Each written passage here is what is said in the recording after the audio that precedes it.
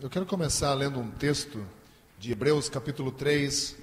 Nós tivemos, 2 anos atrás, estudando o livro de Hebreus. Eu acho que vocês lembram disso ainda. Ficamos 24 semanas estudando o livro de Hebreus. E vocês imaginam quantos domingos isso foi, né? 24 semanas é quase um ano, né? Mas foi uma bênção de abrir esse texto, esse livro, e começar a estudar ele, né? De uma forma um pouco mais desmiuçada, né? Você esmiuce mais o texto. E o capítulo 3 de Hebreus começa dizendo assim, do versículo 1 ao 6, é uma seção. Ele diz: portanto, santos irmãos, participantes do chamado celestial, fixem os seus pensamentos em Jesus, apóstolo e sumo sacerdote que confessamos. Ele foi fiel àquele que o havia constituído, assim como Moisés foi fiel a toda a casa de Deus. Jesus foi considerado digno de maior glória do que Moisés, da mesma forma que o construtor de uma casa tem mais honra do que a própria casa.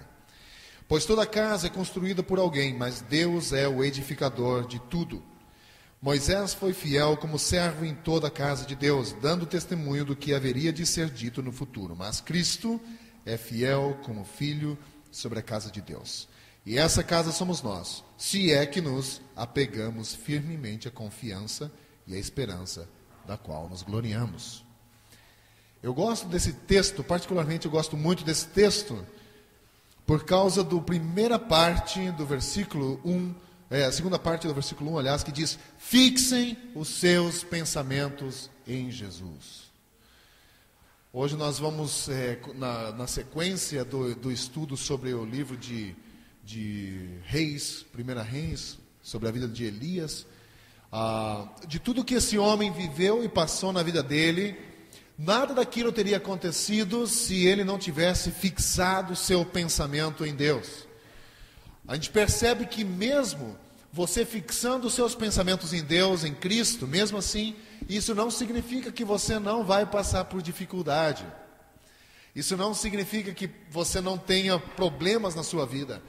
É só olhar para a vida de Elias e você vai perceber que os problemas, na verdade, parece-me que vêm na nossa vida para forjar o nosso caráter e preparar o nosso espírito para grandes coisas que Deus tem para nós.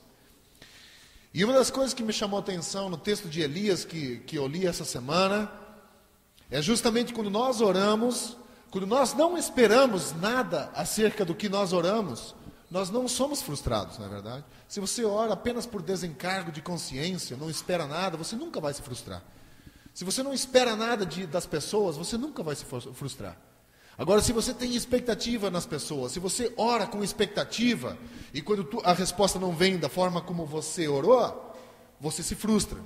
Mas isso é bom, porque você tem certeza de que a sua oração foi ou não respondida, não é verdade? Mas se você não espera nada, a vida cristã não tem quase valor nenhum.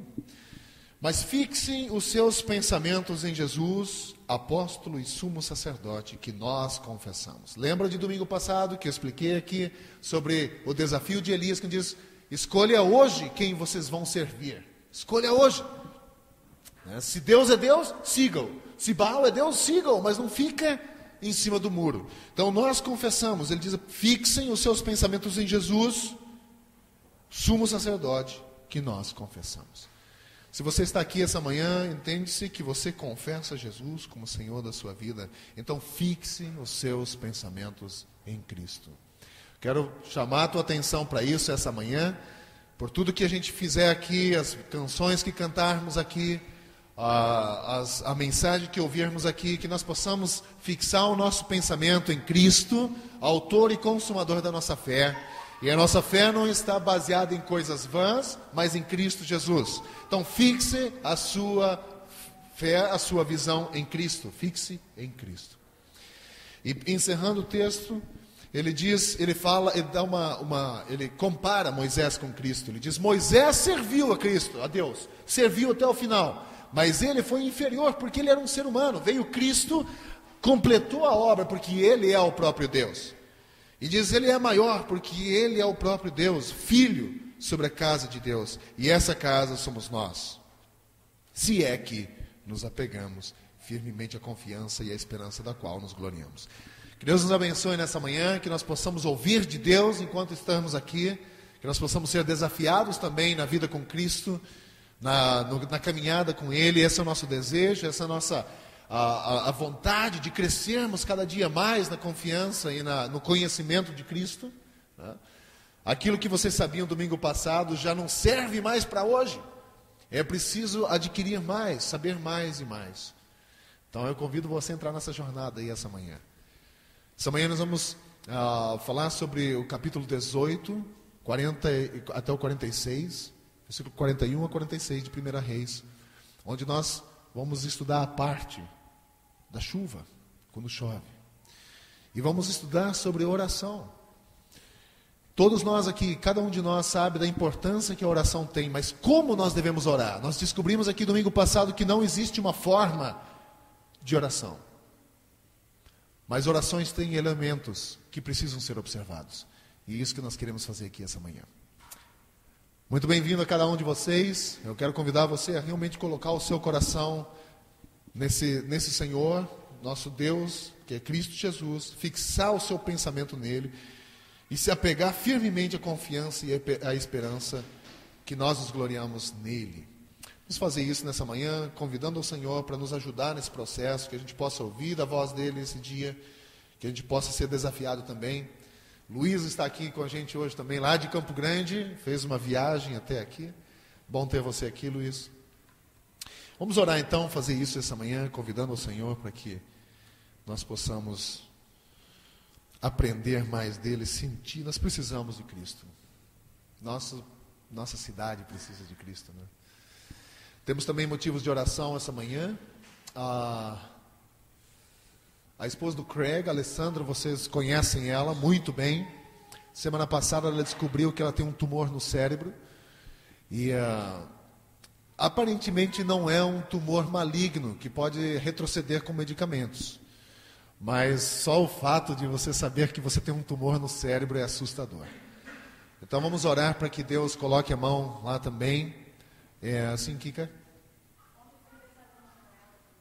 Vamos orar por Manuela. Que legal. Cadê ela? Ela foi ao banheiro. Manu fez quantos anos? 7 anos. Uau. Vamos orar por Manuela, que tem sido uma bênção aqui em nosso meio, né? O Felipe estava feliz também, porque deve ter comido muito doce, né, Manu? Muito legal. 7 anos. Vamos orar por Manuela, sim. Também temos que orar por Juliana, que tem nódulos na tireoide. Também é um pouco desconcertante, né? Você fica um pouco assim. Vamos orar por Juliana também, sim. E a Cláudia? Foi tudo certo? Recuperação. A filha da Sônia, Cláudia, passou por uma cirurgia semana passada, terça-feira, né? Então vamos orar para a recuperação dela também, que Deus coloque a mão lá e que isso resolva definitivamente. Débora Mel, que acordou ontem, né, doente, dor de cabeça muito forte, essa manhã. Vamos orar então. Temos bastante motivos de oração, né? E de novo, vamos orar por essas pessoas. Precisamos orar. A oração é o braço que move a mão de Deus. E precisamos orar mesmo, né? Nós temos que erguer um clamor ao Senhor, deixar Ele saber especificamente o que nós desejamos. Temos que falar para Deus o desejo do nosso coração. Fala especificamente para Deus. Nós não precisamos tentar agradar o Senhor para tentar fazer uma troca com Ele. Seja direto com Deus, é o que nós vamos fazer agora. Como filhos dele, nós podemos pedir. Agora, se Ele vai fazer conforme nós pedimos, eu não sei. Ele é dono de tudo, mas nós vamos orar. Mais algum pedido de oração nessa manhã? Sim, Bianca?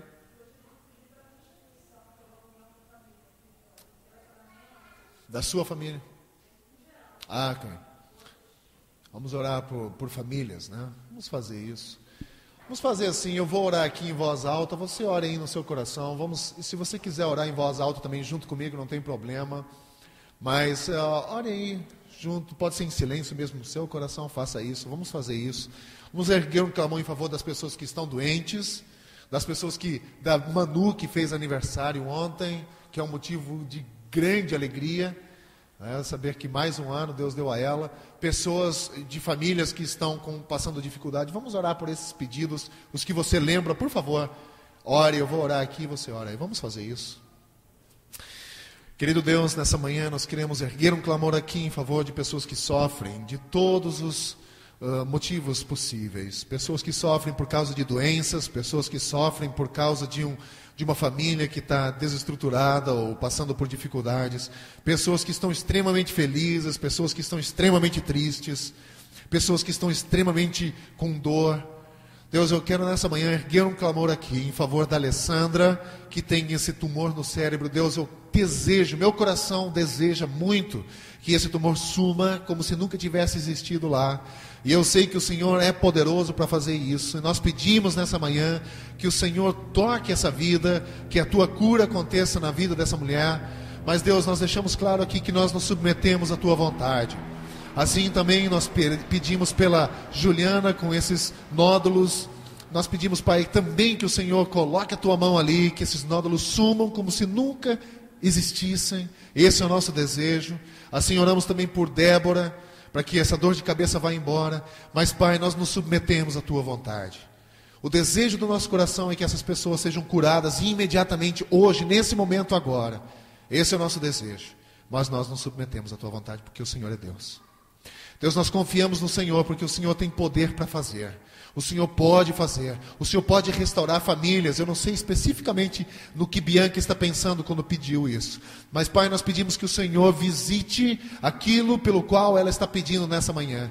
Deus, em nome de Jesus, oramos pelas famílias, que sejam restauradas, que a estrutura familiar seja mantida, que pessoas que fazem parte dessa família possam ser pessoas de caráter, pessoas que vão fazer a diferença na sociedade em que a gente vive. Também eu peço por Cláudia nessa manhã, que essa cirurgia tenha alcançado êxito e que a vida dela seja restituída completamente na saúde. Que esse desconforto que ela tinha e sentia por causa desse mal, que possa ter ido embora de uma vez por todas. Deus, ajude Cláudia também a saber que o Senhor estava com ela durante todo esse processo. Dê sabedoria a Sônia para lidar com a filha, para testemunhar do teu amor para ela também, nos menores momentos e nos maiores momentos também. Deus, mas atraia ela ao Senhor. Eu peço aí pela salvação da Cláudia, que ela possa conhecer o Senhor como Salvador da vida dela, para a glória do teu nome. Queremos também exaltar o teu nome nessa manhã, pela alegria que sentimos nesse dia, pelo aniversário da Manuela. Obrigado por esses 7 anos que o Senhor tem abençoado a família dela, a Kika, como mãe, e também a nossa igreja, que há tão pouco tempo conhece ela, mas que tão importante e especial ela já é para nós, a qual aprendemos a amar tanto. Deus, nós pedimos por essa criança, que o Senhor a abençoe ricamente, que o Senhor a cuide, que ela seja uma criança saudável, emocionalmente, espiritualmente e fisicamente, que ela possa crescer bem no caráter, que ela possa ter uma família estruturada, que ela possa encontrar uma igreja que a ame e que dê também a orientação que ela precisa. Deus, nos ajude na responsabilidade que temos com ela também, no crescimento dela. E nós pedimos nesse dia que o Senhor fale a cada um de nós, que nós possamos sair daqui diferente da forma como entramos, que a nossa fé seja aumentada nessa manhã, que nós possamos ter o alvo e o objetivo que é o Senhor Jesus cada vez mais arraigado em nosso coração, que possamos depender mais do Senhor, que as circunstâncias não ditem a minha fé, mas que eu aprenda a confiar no Senhor integralmente. Eu peço nessa manhã que o Senhor fale, tenha liberdade em nosso meio, que a nossa vida seja desafiada pelo Senhor. Entregamos a Ti essa manhã os louvores que cantaremos aqui. Queremos exaltar o Teu nome com a nossa voz. Nós entendemos que somos limitados, mas nós queremos entregar o melhor que somos ao Senhor. Então receba isso como uma oferta de gratidão ao Teu nome. O Senhor é bem-vindo aqui essa manhã, Pai. Nós queremos entronizar o Senhor em nossa vida. Queremos que o Senhor apareça mais em nossa vida. Então receba isso, Pai. Eu oro agradecido em nome de Cristo. Amém. Deus abençoe vocês. E tenha liberdade de louvar e bendizer o Senhor. Então a gente vai falar exatamente sobre a chuva que caiu depois de muito tempo. Eu quero chamar a Raquel aqui, ela tem um aviso para as mulheres, né? E não só para as mulheres, mas para quem quiser, não é verdade? Eu acho que especificamente não é só para as mulheres, né? As mulheres vão estar juntas nessa terça-feira Toda terça-feira as mulheres se reúnem na oração. Essa terça-feira é especial. A gente vai estar não só em oração, mas em ação, trabalhando ali na casa pequena, arrumando as doações para o bazar e fazendo uma limpeza. As pessoas, não só as mulheres, as pessoas que tiverem disponibilidade para estar aqui, terça-feira, após o meio-dia, a partir da 1h aqui. Obrigada. Então, 1h, terça-feira, se você tiver um tempo no seu trabalho, ou se você estiver livre nesse dia, por favor, vai ser muito importante que nós queremos também arrumar o escritório da igreja ali, depois da 1h, justamente para ninguém vir sem almoço, né? Então, 1h é o teu horário de almoço? Ok, então, para o Valério, em exceção, 2h ele pode chegar, não tem problema. Mas... Mas é muito importante que a gente também se envolva nesse projeto, que é para o bem da igreja como um todo. No dia 8 de julho, nós teremos aqui um grupo de adolescentes de uma igreja, da igreja ABA de Curitiba. Então, nós estaremos recebendo-os aqui, eles dormirão aqui, vamos ter um acampamento de 40 jovens, mais ou menos, aqui, jovens adolescentes, e nós teremos uma programação no sábado à noite aqui, né? Muito boa. E nós queremos convidar cada um de vocês que possa estar aqui com a gente, que venha mesmo, convide pessoas, principalmente os jovens, convide amigos. Vamos fazer uma programação bem dinâmica, bem alegre, bem jovem. E você que é um jovem um pouco mais experiente, de 40 anos, 50 anos, também é o convidado especial. Então, no dia 8, é uma sexta-feira, né? Eles chegam na sexta-feira e no dia 9, no sábado, teremos então essa programação aqui à noite. Provavelmente no domingo eles estarão fazendo um passeio, né? Mas no sábado será o grande evento aqui. Então, desde já eu peço que você ore por esse evento, né? Por cada pessoa que virá aqui, cada líder que virá junto também, por nossa igreja aqui, que os receberá e pelo trabalho que estarão desenvolvendo aqui. Os nossos avisos são os costumeiros, as mulheres estão aqui, então, como a Raquel já falou, na terça-feira, também nos domingos, então, 10h nós temos o nosso culto. Eu gostaria de pedir, realmente, que nós prestássemos atenção aos horários das nossas reuniões, né? Para que nós pudéssemos, se não pontuais, ser um pouco mais pontuais, né? Que nós possamos começar, então, às 10h aos domingos. Quero chamar a Juliana também para termos o nosso momento missionário. Por favor, Juliana. Bom dia. Hoje é o Dia Mundial de Oração pela Igreja Perseguida. É um dia promovido pela Missão Portas Abertas. E nós vamos ver um vídeo que fala sobre isso agora, tá?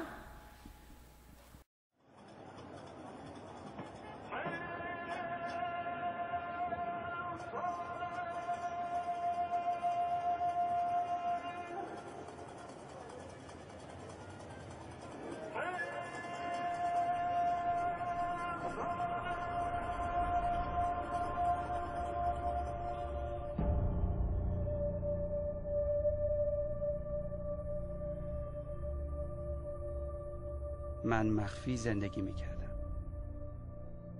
من مجبور بودم که به طور مخفیانه ایمان خودم رو حفظ کنم، چون اونا منو نمیپذیرفتن، منو قبول نمیکردن. من در میان مردم خودم، کسانی که از خون خودم بودن، زندگی میکردم، ولی نمیتونستم ایمان خودم رو به اونها نشون بدم. من در کنار اونا زندگی میکردم، ولی اونا نباید میفهمیدن که من دعا میکنم.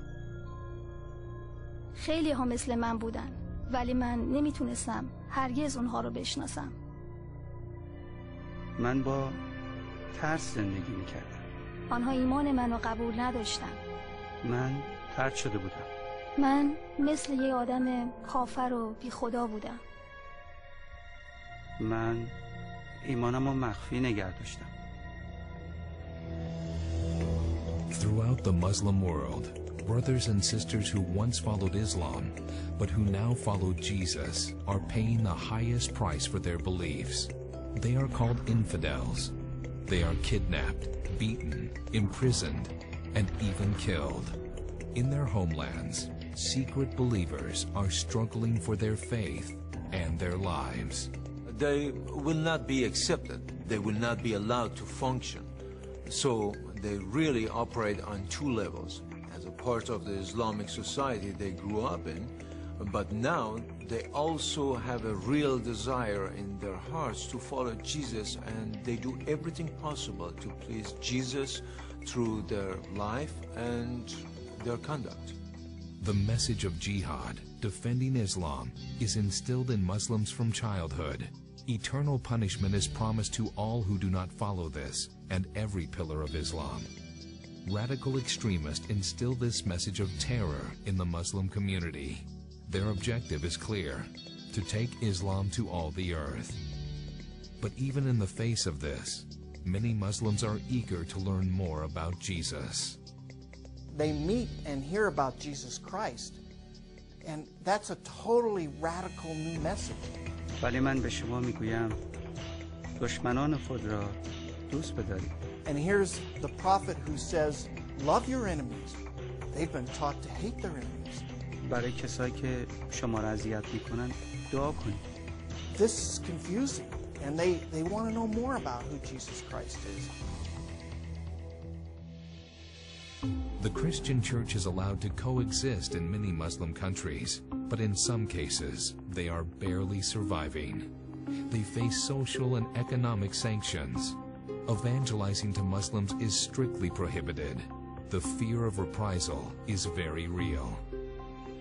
They have done everything. They have threatened us on the phone. They threatened us with kidnapping our children, with raping my daughter, with giving us exemplary punishment, and even killing us. They seek community with other Christians, but where will they go? They want to learn more about Jesus, but who will teach them? The challenges facing secret believers are many, but the greatest danger all too often comes from within their own families. Muslims who become followers of Christ face a number of challenges. First and foremost, just staying alive. Often their families are their biggest threat to their lives. They will persecute them and beat them severely, urging them to come back to Islam and saying, if you won't come back to Islam, we're going to kill you. In spite of the enormous risk, many secret believers are ready to openly proclaim their faith. They are eager to share the good news of Jesus, but they often lack Christian resources and education. In many Muslim countries, Christians can't read. There are no seminaries, and pastors are in desperate need of training. Open Doors is committed to supporting secret believers and strengthening the Christian church in these Muslim strongholds. Through Bible distribution, leadership training, financial assistance, advocacy and prayer, Open Doors is standing side by side with our Christian brothers and sisters in the Muslim world. من باید از زندگی مخفی بیرون بیام و در مورد راستی صحبت کنم. که عیسی مسیح باشه. آخه تا کی من باید ایمان خودم رو مخفی کنم؟ من میدونم که من باید از این ایمان مخفیانه‌ای که دارم در بیام و در مورد راستی صحبت کنم. اما چطور؟ Isolation, persecution, rejection. Secret believers face overwhelming odds as they seek to openly profess their faith. They need our help. They need our prayers. They need our love. Brother Andrew uses a little acronym, and that is the word Islam. From now on, spell Islam as I sincerely love all Muslims. If you do that, what hinders you?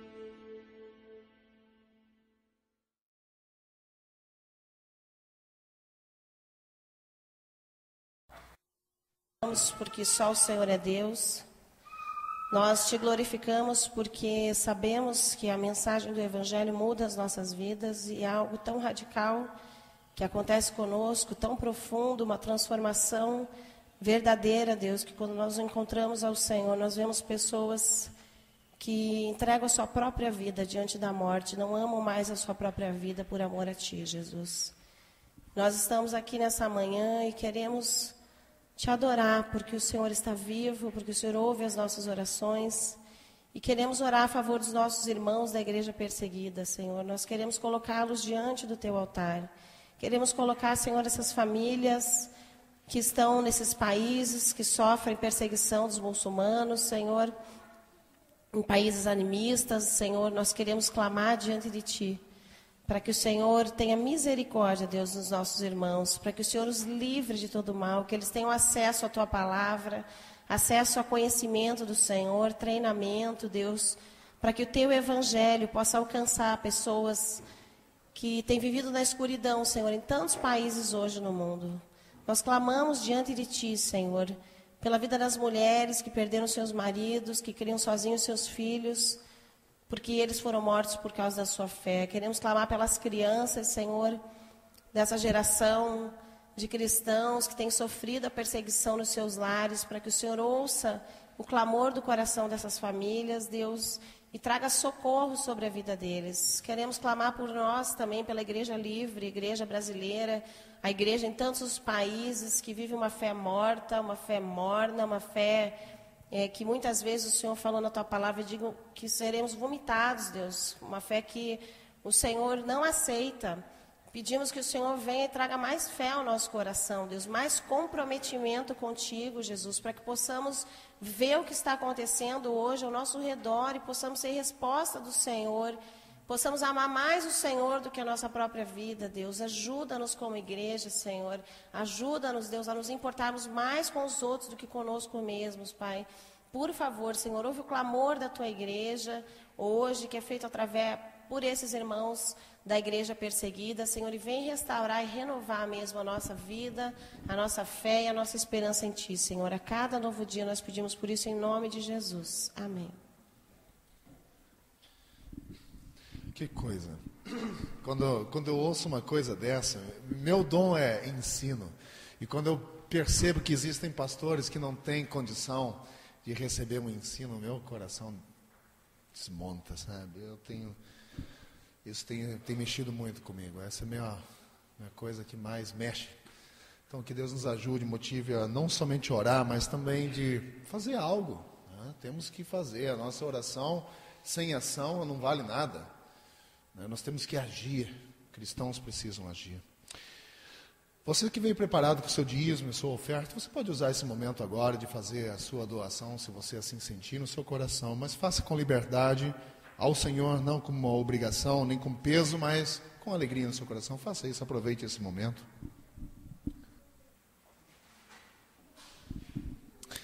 As crianças já podem vir aqui também. As crianças e Raquel, que estará com as crianças hoje.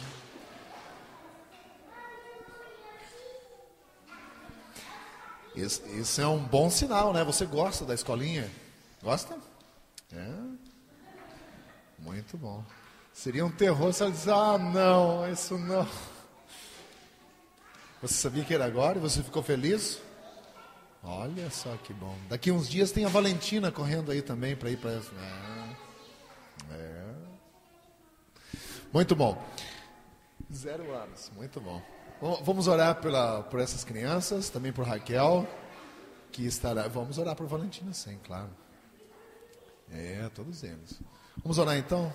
Deus querido, obrigado por essas crianças, obrigado pelo momento que podemos ter, oferecer para elas como igreja, de também ter um culto voltado para elas, para que elas possam ter a compreensão na idade delas. E nós pedimos, Senhor, que o Senhor também use esse momento, use Raquel para ministrar a vida dessas crianças. Oramos por aquelas crianças que ainda não estão aqui, mas que vão chegar, assim como a Bianca falou, a própria Valentina, que o Senhor também as cuide, a proteja e com que ela possa crescer também saudável e fazer parte desse grupo. Oramos por cada uma dessas crianças que estão aqui nesse dia, pedimos a Tua bênção e direção em nome de Jesus. Amém. Deus abençoe vocês. Muito bom. O que vocês lembram de domingo passado? Domingo passado foi o grande desafio no Monte Carmelo. A Rafa não estava aqui, né? Mas o grande desafio no Monte Carmelo, onde fogo desceu, né? E deve ter sido um show, né, pirotécnico, para falar a verdade. Porque diz o texto que não somente o sacrifício que foi consumido, mas o sacrifício, a madeira, as pedras e a água. Então foi algo assim impressionante, né? Algo incrível. Termonuclear. Essa é uma expressão um pouquinho mais técnica do que provavelmente tem acontecido. Mas fato é que fogo caiu do céu. Essa foi uma das coisas. E essa manhã nós queremos falar sobre o momento em que acontece o fato esperado há mais de 3 anos e meio por todo Israel, inclusive por Elias, né? E a chuva chegou. Eu fico imaginando quando você passa um tempo sem chuva. Agora nós temos esse período de obras aqui, né, no Rio, e você, quando começa a ter um período sem muita chuva, cara, é uma poeira terrível. Até ontem no Jornal do Bairro saiu, será que vale a pena esse transtorno todo? Não sei se vocês viram a manchete do Jornal do Bairro aqui do Recreio. Estava dizendo, será que vale a pena o transtorno? Quando chove é barro, quando não tem chuva é poeira. Trânsito infernal, né? Aquela coisa maluca. E nós, assim como os israelitas naquela época, estamos esperando ansiosamente que essas obras resolvam a nossa vida, não é verdade? Acabe com o pó, acabe com o trânsito infernal e que a gente tenha a liberdade de poder andar numa rua um pouco mais estruturada, né?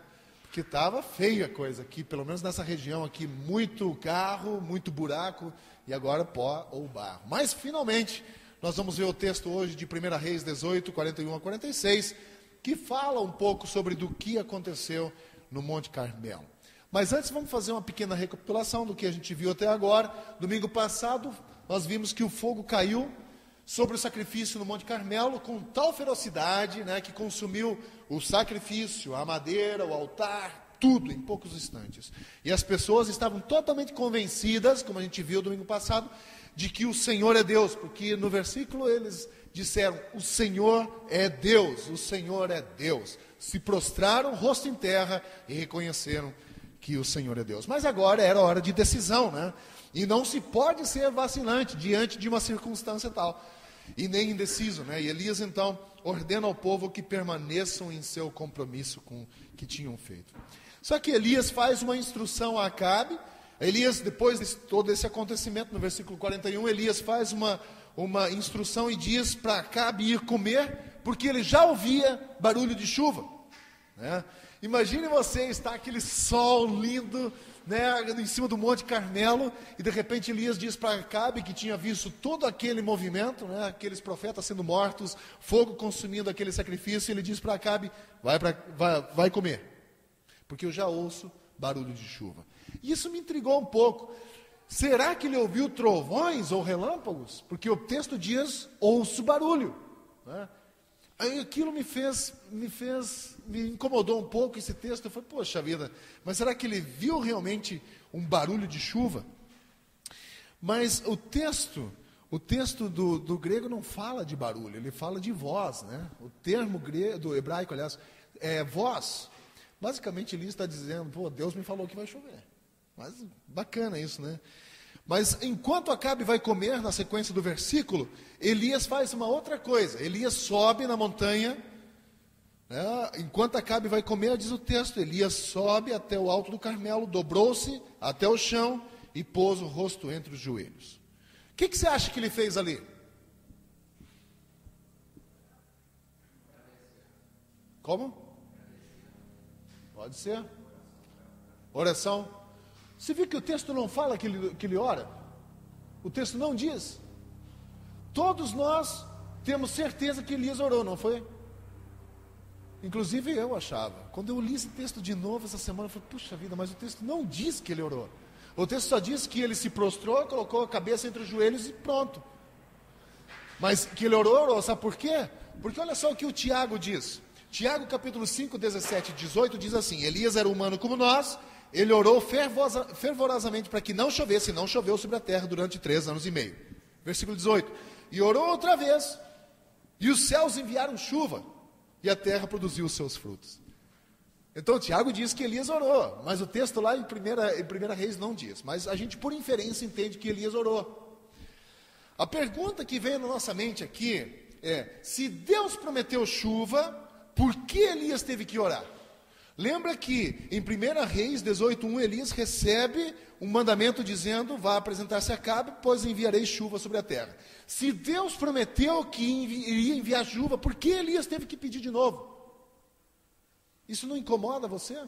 Você consegue viver bem com esse texto que diz assim: Elias teve que ir lá pedir de novo para que Deus orasse, mas ele já tinha prometido que iria mandar chuva? Não te incomoda nem um pouco? A mim me incomoda muito. Falei, mas por que raios? Se Deus já prometeu dar chuva, agora Ele manda, precisa a pessoa orar de novo. Sabe que a promessa era condicional? Se você prestar bem atenção no início do texto de 1 Reis 18:1, Elias recebe uma promessa condicional. Ele diz: vai se apresentar a Acabe. Se Elias não fosse se apresentar a Acabe, não teria chovido, não é verdade? Então a promessa é condicional. E às vezes as promessas de Deus nos são dadas para que nós não paremos de orar, sabe? As promessas de Deus não são dadas para que nós paremos de orar, mas para inspirar a gente a orar. Olha só, Deus não promete que pode curar pessoas. Nós oramos aqui essa manhã pedindo por cura, mas Deus já não prometeu lá. Mas as promessas de Deus, elas nos instigam à oração, elas precisam nos levar à oração. As promessas de Deus são para que nós oremos mais, são para que nós busquemos o Senhor a mais, são para que nós possamos conhecer o Senhor um pouco mais. São as promessas de Deus, não são uma vez dadas e pronto, não precisa fazer mais nada que vai acontecer. Não, as promessas de Deus, elas nos levam ou inspiram a oração. E a soberania de Deus não nos desobriga da necessidade ou da responsabilidade de orar. Eu li uma frase essa semana que diz assim: a oração é a mão da fé que transforma promessas em realização. Oração é a mão da fé que transforma ou traduz promessas em realização. Então, em nenhum momento você vai achar promessas na Bíblia, em nenhum momento, promessas na Bíblia que simplesmente vêm a você assim. Elas precisam ser buscadas, as promessas de Deus precisam ser buscadas para se tornarem reais em sua vida. E Elias estava tão certo de que a chuva viria, que até mandou Acabe ir lá comer.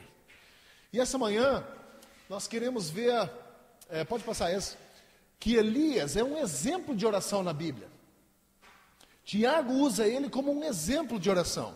Tiago mostra que ele era um homem assim como você e eu, mas que orou em todos os momentos, e você percebe que a oração faz parte da vida de Elias.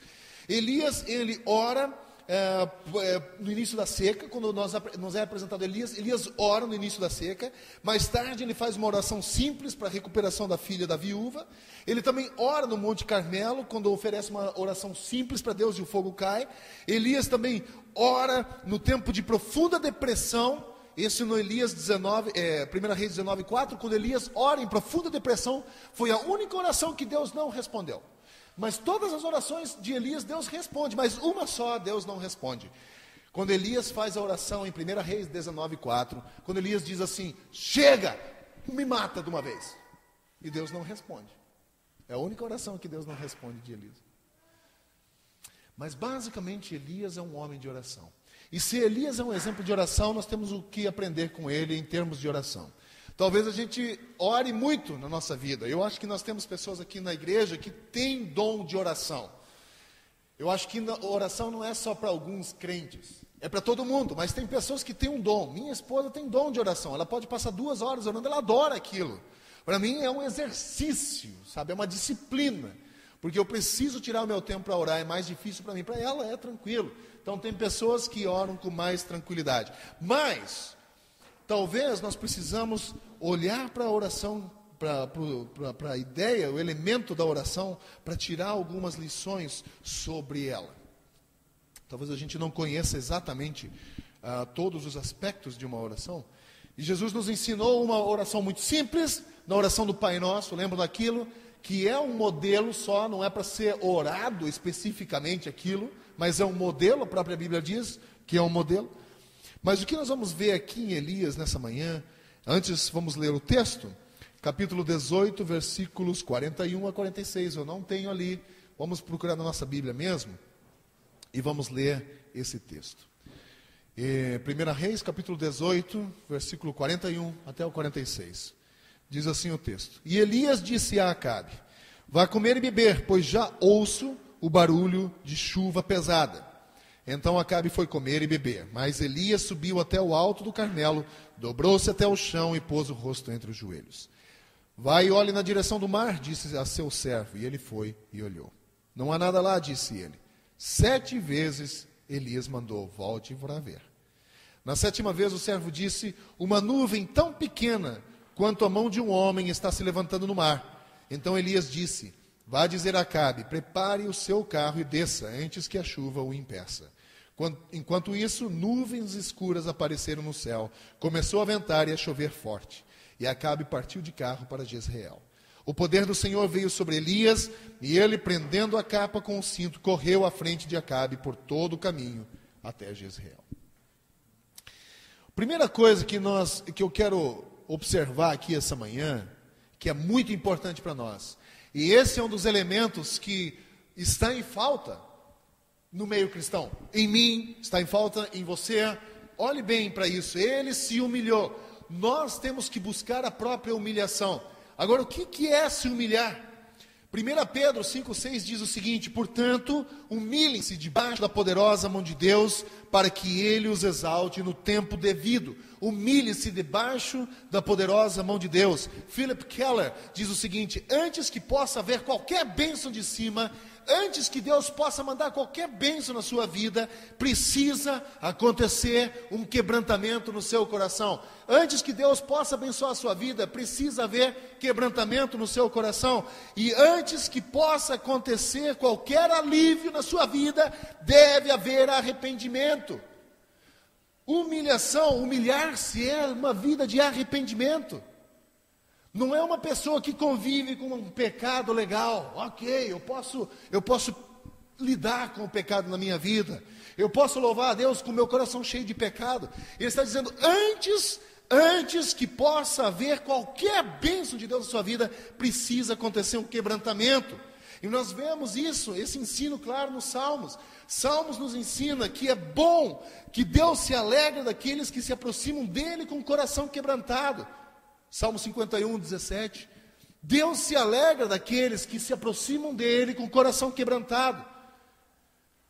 Tenho ouvido pregações aí ultimamente de alguém que precisa se arrepender do pecado, porque se não se arrepender está longe de Deus, bênção de Deus não vai te acompanhar. Não adianta nada pedir bênção financeira de Deus se teu coração está imundo. Eu não sou contra riquezas aqui, nunca preguei aqui contra o dinheiro. Eu acho que Deus pode abençoar você, Ele pode abençoar você a ponto de você ir bem financeiramente. Mas isso não é o final em si próprio. Eu acho que a prosperidade bíblica é muito maior do que só dinheiro. Envolve também dinheiro. Mas não vai haver prosperidade em sua vida bíblica, a prosperidade bíblica em sua vida, se não houver um quebrantamento. Suas orações não serão respondidas enquanto não houver quebrantamento. Não há meios da nossa oração ser ouvida por Deus. Isaías é muito claro com isso, ele diz, a sua iniquidade, o seu pecado faz separação entre Deus e nós. O nosso pecado faz separação, a ponto de Deus ter ouvidos surdos ao nosso clamor, por causa do constante pecado. Não há possibilidade sem humilhação. Portanto, humilhe-se debaixo da poderosa mão de Deus, para que Ele os exalte em tempo devido. Está orando aí sem resposta? Faz uma análise aí na sua vida. Está quebrantando a sua vida? Está se humilhando debaixo da poderosa mão de Deus? Porque, gente, não adianta nada você ficar orando o tempo todo, pedindo alguma coisa, se você não fizer uma autoanálise do teu coração. Precisa olhar lá para dentro, como é que está? Está fedida a parada aí? Está feio, está nojento o coração? Humilhe-se debaixo da poderosa mão de Deus. Quebrantamento. Salmo 51 é uma das grandes ilustrações. Ele diz, Deus se alegra daqueles que se aproximam dele com coração quebrantado, coração contrito, pesaroso por causa do pecado, triste por causa do pecado que cometeu. E esse salmo, Davi escreveu quando ele comete o pecado com Batseba. Não quando ele comete, mas quando é descoberto. Quando o profeta Natã vai lá e diz, cara, você errou, e ele reconhece, ele diz, puxa, errei. E aí ele escreve esse salmo. E ele percebe o alívio que ele recebe por causa do quebrantamento de seu coração. Não há possibilidade de Deus ouvir a nossa oração se nós não nos quebrantarmos. Nesse momento em que Elias sobe no monte, ele está sozinho. Exceto por seu servo que está com ele, ninguém sabe quem é esse servo. Por inferência, talvez seja o filho da viúva que ele ressuscitou. Pode ser esse menino, ninguém sabe. Alguns historiadores acham que é o garoto que ele ressuscitou. Mas Elias se prostra lá no Monte Carmelo. A Bíblia não dá uma orientação ou prescrição para uma posição correta de oração. Há exemplos na Bíblia de pessoas que oraram em pé. Há exemplos na Bíblia de pessoas que oraram ajoelhados, sentados, curvados, com as mãos levantadas. O que pode ser dito aqui de Elias, da postura de Elias, foi que ele deu a evidência externa de sua sinceridade de coração. E quando nós somos sinceros diante do Senhor, não tem o que máscaras, nenhuma máscara para ser usada, né? Porque a gente usa máscaras, né? E a gente acha que a nossa máscara vai ser o suficientemente grande para enganar a Deus. Deus olha para o nosso coração, sabe quem nós somos. É como se nós estivéssemos nus diante de um espelho. Não há nada para ser escondido. Deus nos desnuda diante dele, então não use máscaras diante do Senhor. Por isso que Deus ama aquele que chega diante dele com o coração contrito. Não há possibilidade de enganar o Senhor. A mim, pessoas podem enganar. Eu posso enganar você. Eu posso chegar aqui na frente com uma máscara piedosa. Vocês podem me olhar de repente achar que eu sou um extremo super-homem de fé. Eu posso vestir essa máscara diante de vocês e posso até enganar vocês. Mas ao Senhor eu não posso. Então nós temos essa ideia, humilhação, humilhe-se diante do Senhor. Elias não apenas fez essa atitude, nós percebemos que o Senhor o levou a isso. O Senhor o levou a ter uma atitude de humilhação, né, debaixo daquela árvore em Sarepta, lá secou, depois foi depender de uma viúva, depois teve que ir lá depender do Senhor no Monte Carmelo. Todos esses momentos foi um instrumento de Deus na vida dele para levá-lo a essa humilhação. E agora Elias não apenas se humilhou ou orou humildemente, ele também orou especificamente. Às vezes nossas orações são tão gerais, mas tão gerais, que nós não saberíamos dizer se elas foram atendidas. Basicamente a gente diz assim, Deus, por favor, abençoe os nossos missionários. Abençoar como? De que forma? É tão geral, mas tão geral que nós nem saberíamos dizer quando Deus respondeu essa oração. Ou se Deus respondeu, na verdade. E pensem um pouco, prestem atenção na forma como você ora, se às vezes você também não ora de forma geral. E Elias é específico nesse momento. Eu gosto de uma história, talvez vocês conhecem um pastor que se chama Howard Kendricks. Ele conta a história de uma família da igreja dele, onde o homem era um grande empresário e ele sentiu o chamado de Deus para o ministério. Imaginem vocês, uma coisa é você ser chamado para o ministério quando você tem 19 anos de idade, você não tem família, você não tem um emprego bom, você não ganha quase nada. É uma coisa você ser chamado para o ministério e dizer, sim, Deus, eu vou trabalhar para o Senhor. Outra coisa é você ser bem, financeiramente estar bem, ter uma família e dizer sim. É outra coisa. E esse homem, diz Howard Kendricks, ele diz, esse homem tinha um negócio próspero, ele vendeu tudo e disse sim para o Senhor. Tão logo ele vendeu tudo e disse sim para o Senhor, os problemas financeiros começaram a aparecer.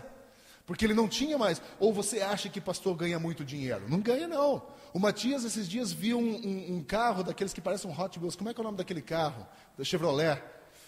Aquele Camaro.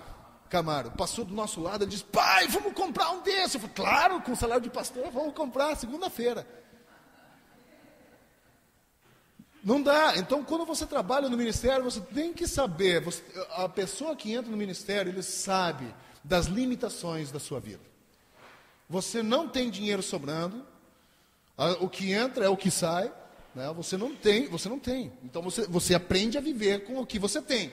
E esse homem, com uma família grande, 3 filhos, teve que começar a conviver com necessidades financeiras. Uma noite, num devocional familiar, o filho mais novo, caçula deles, de 4 anos, pediu, pai, você acha que Jesus se importaria se eu pedisse uma camisa?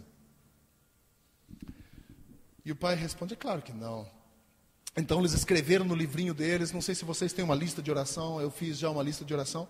Então você coloca os teus pedidos numa lista, e você vai orando especificamente por eles, eu fiz isso já, não quero que você faça, para não copiar, não precisa. Mas se você sentir que deve fazer, pode fazer. E eles colocaram no livrinho de devocional deles, uma camisa para o time. E aí a mulher, a esposa disse, e coloca número 7, porque ele precisa da camisa número 7. Então eles colocaram tamanho 7. E você pode ter certeza que toda noite, na hora da oração, o menino falava assim, pai, vamos orar por minha camisa. E ficaram orando pela camisa do garoto. Um dia a mãe recebeu um telefonema de um empresário cristão que tinha uma loja de roupas no centro de Dallas, a loja de roupas que ele tinha. E ele disse, nós terminamos a nossa liquidação de julho e sobraram 12 camisetas para meninos. E eu pensei, você tem filhos, você não gostaria de ter essas camisetas? E ela perguntou, que tamanho são as camisetas? Ele falou, número 7. E ela então aceitou as camisas. Receberam as camisas. E o que você faria quando você recebesse, se você recebesse 12 camisas? Muitos pais, sabe o que fariam? Colocavam as camisas na gaveta e depois explicariam de uma forma geral para o filho o que aconteceu, mas não essa família. Sabe o que eles fizeram? Na noite da oração, eles não disseram nada para esse menino. Na noite de oração, como todas as noites eles fizeram, o menino disse, e não se esqueça de pedir a minha camisa para Deus. E a mãe disse, você não precisa mais pedir a sua camisa, Deus já respondeu. Ele disse, ele respondeu. Então o filho mais velho foi até o quarto, trouxe uma camisa e colocou sobre a mesa. E o menino ficou com os olhos arregalados. E o filho voltou, buscou outra camisa e colocou a outra. E assim foi, sucessivamente a voltar, até que teve uma pilha de 12 camisas sobre a mesa. E o garoto ficou assim, com um olhar. Com certeza ele pensou, Deus foi numa loja comprar camisas. Mas sabe o que aconteceu com esse menino? Há um menino hoje com o nome de Tim, que acredita num Deus,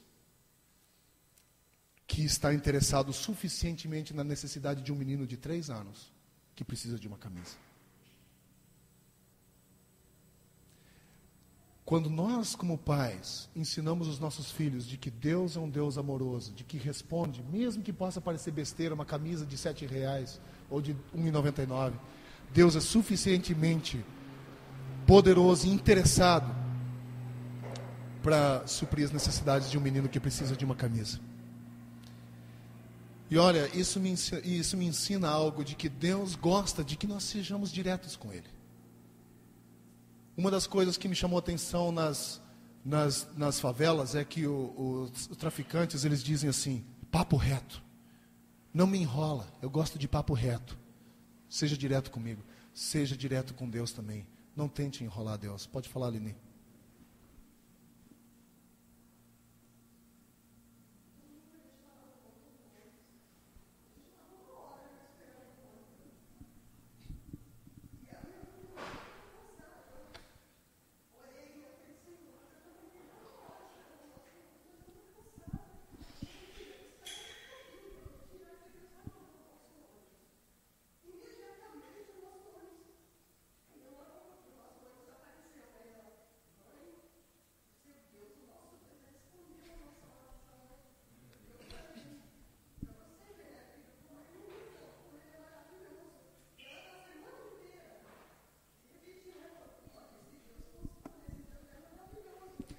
Se Deus funciona. Deus é bom.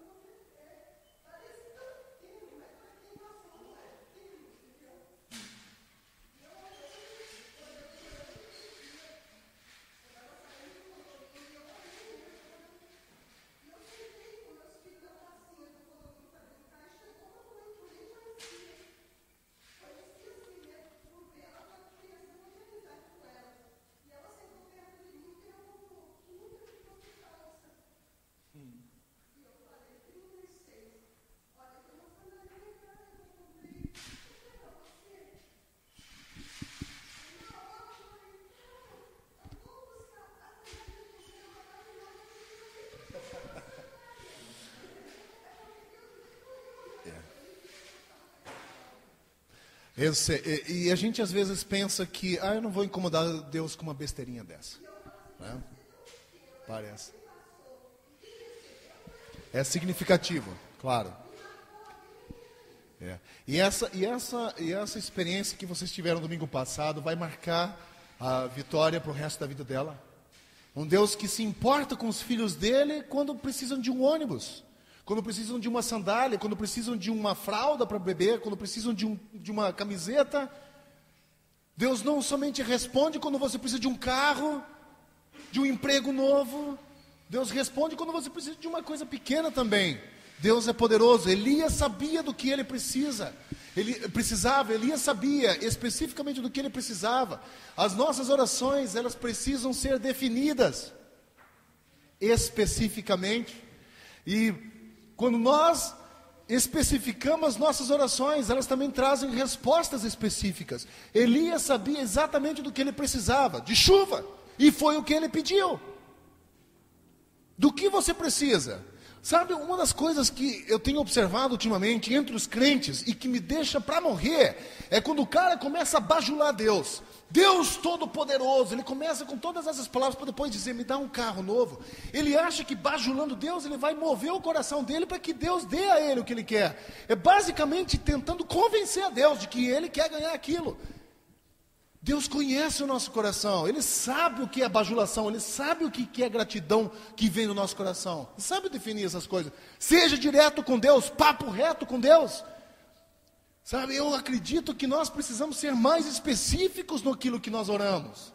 Mesmo que a gente não vá receber o que a gente pede, mas seja específico.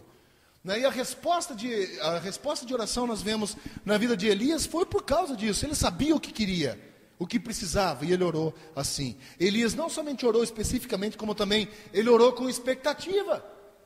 Olha só o que diz o texto 43, vai e olhe na direção do mar, disse ao servo. E ele foi e olhou, não há nada lá, disse ele. 7 vezes Elias mandou, volte para ver. Quando o menino inicialmente viu nenhuma indicação no céu de chuva, ou de tempestade, o profeta simplesmente mandou ele voltar lá. Tudo bem, pode passar esse, Cíntia. Mandou voltar lá. Agora pense um pouco. Na 6ª vez que esse menino voltou para o profeta e disse, olha, não tem nada ainda. O que você acha que aconteceu com Elias? Primeira vez, tudo bem.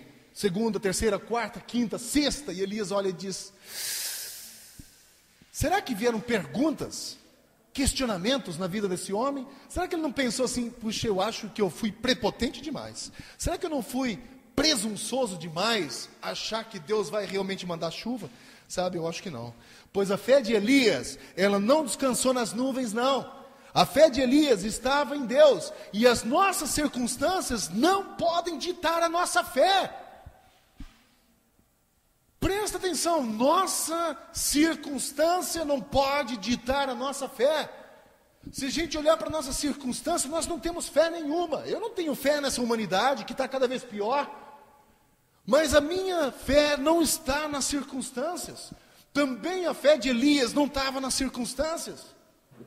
Sua fé não deve estar nas circunstâncias. Como é que está a tua família? A Bianca pediu aqui oração pelas famílias. Como estão as famílias? Nas circunstâncias de mal a pior? A tua fé está nisso? Não descanse a sua fé sobre circunstâncias familiares. Não descanse a sua fé sobre circunstâncias do teu trabalho, da tua situação financeira. Não descanse a sua fé sobre isso, achando que não tem mais jeito. Tua fé precisa estar em Deus, assim como eu li antes em Hebreus 3, que diz, fixe sua fé nele, não nas circunstâncias. Quando nós fixamos a nossa fé nas circunstâncias, é como aqueles profetas de Baal. Nada acontece. Nós estamos sempre como aquele desenho, ó céus, ó vida, ó ano, ó azar. Lembra desse desenho daquela, qual era esse? Da hiena, isso mesmo. Ó céus, ó vida, ó ano, ó azar. O tempo todo. Porque a nossa fé está nas circunstâncias. Quando Elias ora com essa expectativa, ele tinha a fé dele não nas nuvens. Para Elias a questão não era se, mas quando. A questão não era, será que vai? A questão era, calma aí, vai acontecer. Não sei quando, mas vai. Volta lá, olha lá. Não era assim, mas quando? Elias orou a Deus esperando respostas. Em relação à oração, é importante perceber que se você não espera nada, raramente você ficará decepcionado. Em Mateus 7,7, Jesus disse a seus discípulos: peçam e lhes será dado, busquem e encontrarão, batam e a porta lhes será aberta. Os tempos verbais do grego são interessantes, porque dizem: continue pedindo, continue buscando, continue batendo. São os tempos verbais. Se não chegou ainda, continue pedindo, continue batendo, continue buscando. Não chegou ainda, busque, bata, ore mais, busque, continue. São os tempos que nós precisamos aplicar em nossa vida. Continue, tenha expectativa. O nosso Deus não tem falta de poder. Não tem. O problema é que às vezes nós achamos que Deus tem. Nós achamos, Deus não pode dar um jeito nessa parada aí. Deus não pode com isso, né? Agora, essa verdade é de uma maneira um pouco humoristicamente ilustrada na Bíblia. E ela se encontra em Atos capítulo 12. Atos capítulo 12, Pedro está preso numa prisão, acorrentado, atrás de grades bem fortes, e a igreja inteira começa a orar pela libertação do Pedro. O que acontece? O anjo vem, Pedro é liberto, e Pedro sai, e o pessoal ainda está orando na igreja, e de repente, Pedro bate na porta. A moça abre a porta, fecha e sai correndo e diz: Pedro está aí. Ela diz: está maluca, você está louca, Pedro está preso. Não parece um humor aqui? Cara, se você está orando para libertação e o cara está liberto e diz que não pode, o cara está preso. Não faz sentido, né? É basicamente como um pastor amigo meu falou, que eles fizeram um culto no Nordeste pedindo chuva. Basicamente isso que a gente vê aqui. Eles fizeram um culto no Nordeste e disseram: nós vamos orar, estamos pedindo já por chuva para Deus. E naquele dia uma menininha foi com guarda-chuva na igreja. Eles disseram: com sol desse, com guarda-chuva. Eu falei: mas a gente não orou para ver chuva? Eu já estou preparada. Ela deu um show de fé naqueles homens que já estão com a bunda quadrada de tanto ouvir falar de Deus. Nós oramos e não esperamos. E quando ela vem, a gente se surpreende. Não pode. Não faz sentido, não é? Então, quando você ora, tenha expectativa também de que a coisa vai acontecer. Busque de Deus. Quando Deus libertou Pedro, a resposta da oração da igreja era: você está louca, não pode, ele está preso. Quando toda uma igreja pede por chuva e a menina chega com guarda-chuva e diz: você só pode estar maluca, com um solão desse, um guarda-chuva. Expectativa, expectativa. Elias não somente ora com expectativa, mas ele também ora persistentemente. Versículo 44 diz: na 7ª vez que o servo disse, uma nuvem tão pequena quanto a mão de um homem está se levantando do mar. Esse componente da oração de Elias é visto no persistente pedido dele ao menino, dizendo: vai lá de novo, vai e volta lá, até que Deus respondeu. Uma coisa que podemos saber aqui com certeza é que o tempo de Deus não é baseado no meu nem no seu relógio. Mas sabe de uma coisa? Às vezes Deus atrasa os ponteiros. O tempo de Deus não é baseado no nosso relógio, mas às vezes Deus atrasa o ponteiro dele. E isso incomoda a mim e a você como seres humanos. Por que é que Deus permite que os seus filhos esperem dessa forma? Pode passar essa, Cíntia. Por que Deus permite que os seus filhos esperem dessa forma?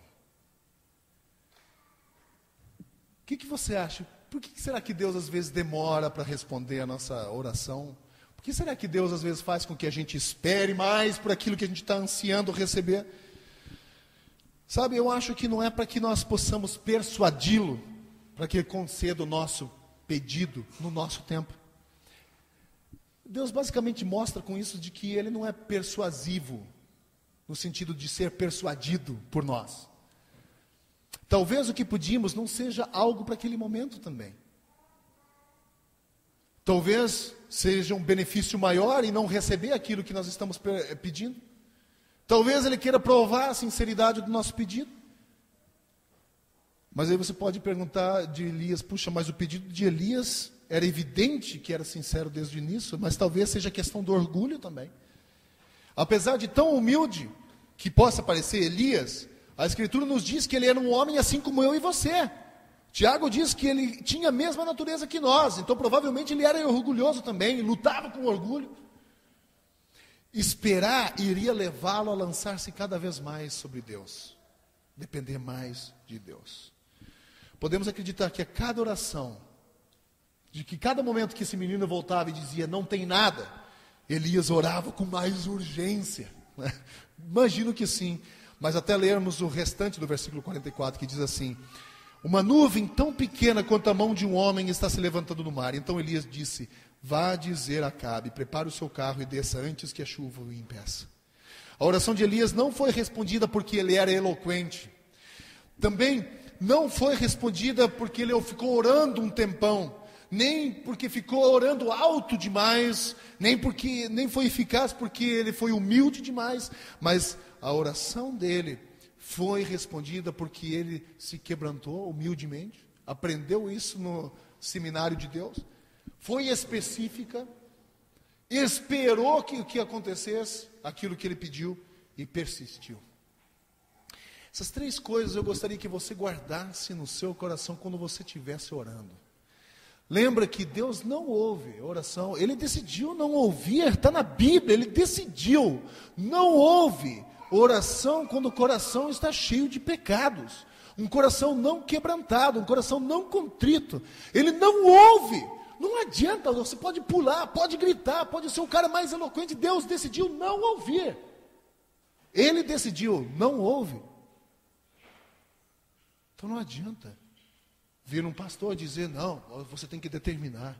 Quem sou eu para determinar alguma coisa diante de Deus? Eu não posso determinar nada. Eu posso simplesmente me sujeitar a esse Deus e dizer, Deus, olha, esse é o desejo do meu coração.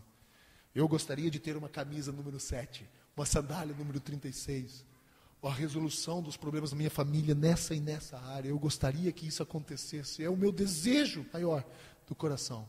Mas eu submeto os meus desejos ao Senhor, porque Ele é Deus. Mas lembra de uma coisa, se humilhe debaixo da poderosa mão de Deus para que Ele te exalte em momento oportuno.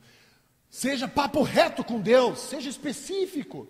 Não tente bajular Deus achando que com isso você vai conseguir o que você quer. Seja específico, espere receber o que você pediu para Deus e seja persistente, usando os tempos verbais do grego. Eu acho que deveria ter sido traduzido o nosso texto em português com os tempos verbais no grego. Batendo, buscando. Sabe, não conseguiu ainda? Continue batendo, continue buscando, continue orando, continue persistindo. Eu quero concluir essa manhã com apenas alguma palavra sobre o efeito da oração de Elias no versículo 45. Diz assim, enquanto isso, nuvens escuras apareceram no céu, começou a ventar e a chover. E não foi apenas uma chuva, mas uma chuva forte. E Acabe partiu de carro para Jezreel. O efeito primário aqui é que choveu. Aconteceu a coisa que Elias havia predito 3 anos e meio antes. Não vai chover, a menos que eu peça, quando eu orar. E aconteceu que 3 anos e meio depois, finalmente chegou a chuva. Quando a nação reconheceu o seu pecado, quando a nação de Israel reconheceu o pecado deles, Deus respondeu com bênção de chuva. Você percebeu isso? Foi só quando a nação reconheceu, Deus é o Senhor, Jeová é o Senhor, não é Baal, é o Jeová que é o Senhor, que a chuva chegou. E temos um efeito secundário ali no versículo 46, e o poder do Senhor veio sobre Elias, e ele, prendendo a capa com um cinto, correu à frente de Acabe por todo o caminho de Jezreel. Esse aqui é uma conquista para fazer inveja para qualquer maratonista. Ele correu 8 quilômetros na frente do carro de Acabe.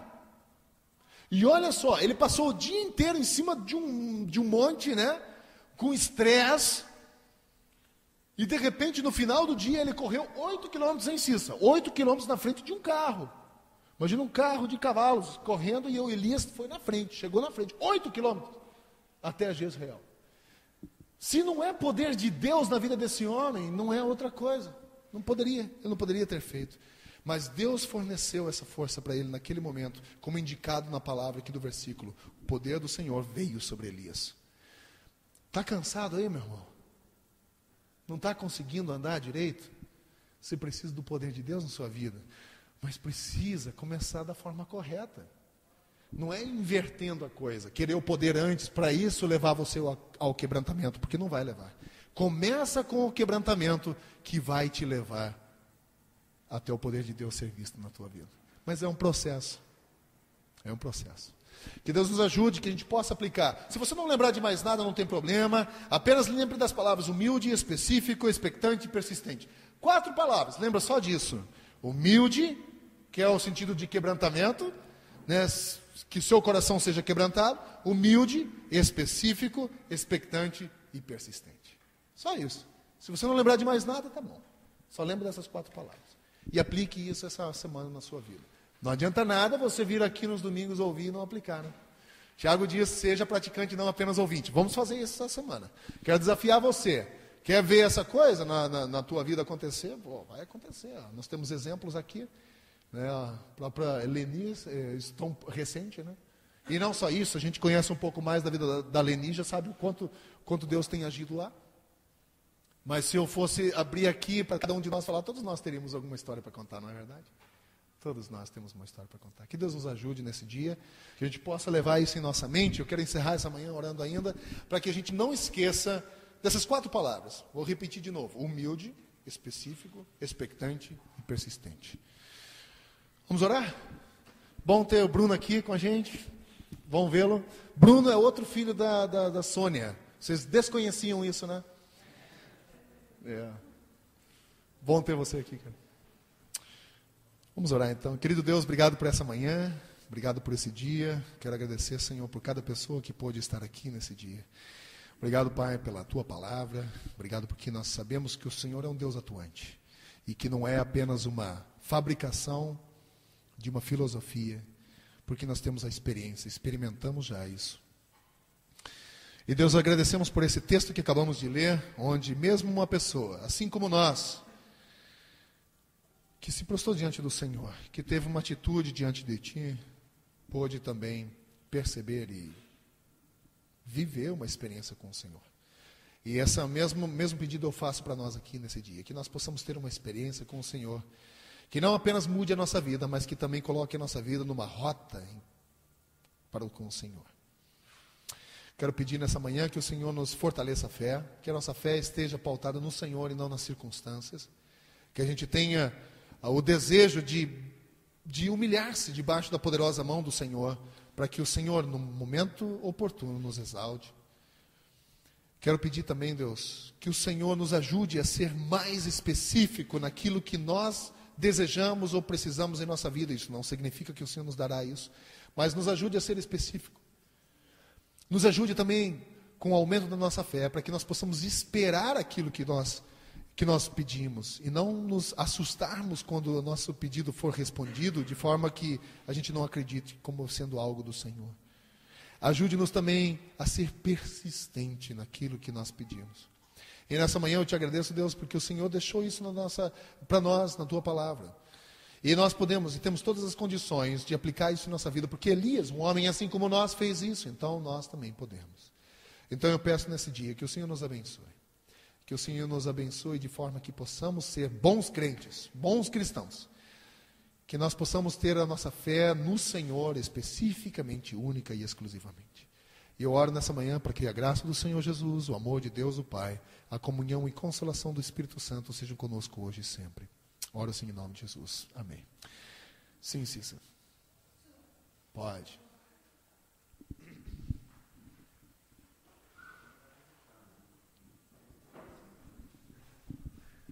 Quando eu cheguei aqui hoje, bom dia. Meu coração foi tocado por uma coisa, mas eu fingi que não estava escutando e está me incomodando o tempo inteiro do culto, que é assim, uma oração, né, direta por umidade específica, né, que é a umidade que está o Mateus e a Piero. A gente olha muito para as crianças, a gente olha muito para os adultos que estão cheios de problemas, e de repente é a umidade que, para mim, é a umidade mais complicada. né? É uma idade onde eles estão se transformando por dentro, por fora, estão esquisitos, eles se olham e se veem esquisitos, e são a idade que eles são mais cobrados pela gente, entendeu? Porque eles são os mais velhos, eles estão numa idade que estão para ficar responsável, mas ao mesmo tempo não são responsáveis. É muito louco, né? Eu acho uma idade muito complicada. Foi complicado com os meus filhos, foi complicado para mim, que eu não estava preparada para esse momento. Então eu queria levantar um clamor mesmo, hoje especificamente pelo Mateus e pela Pieira, que é o que está no meu coração aqui, e está bastante forte. Eu não sei porquê, Deus sabe porquê. E eu queria que vocês estivessem também clamando nesse momento pela vida deles, Pai. Senhor, muito obrigada, Pai. Obrigada porque o Senhor tem cuidado do Mateus, tem cuidado da Pieira, Pai. Obrigada porque o Senhor tocou meu coração, Senhor, e eu creio que o Senhor está tocando o coração de cada um nesse momento, para estar inteiro contigo, Pai, orando pela vida do Mateus e da Pieira, Pai.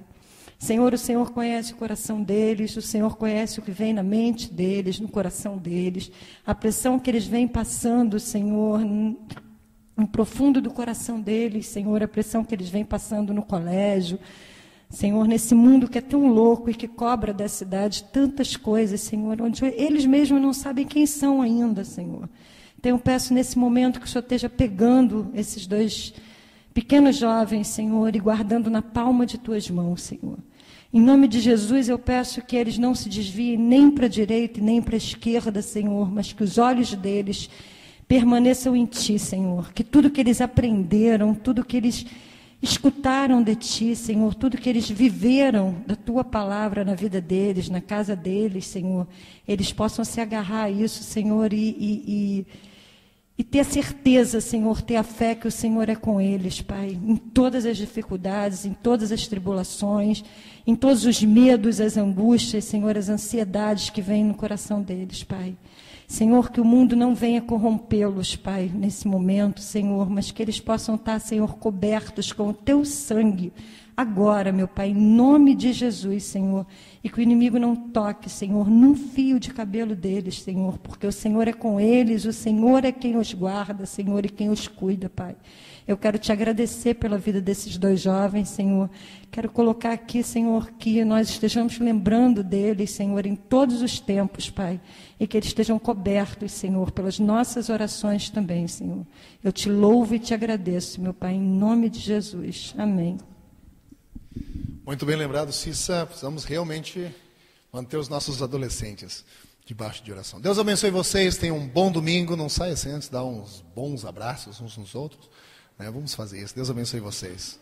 Bom ter Coqueiro aqui com a gente também, nos visitando. Bem-vindo. Deus abençoe. Um bom dia a cada um de nós.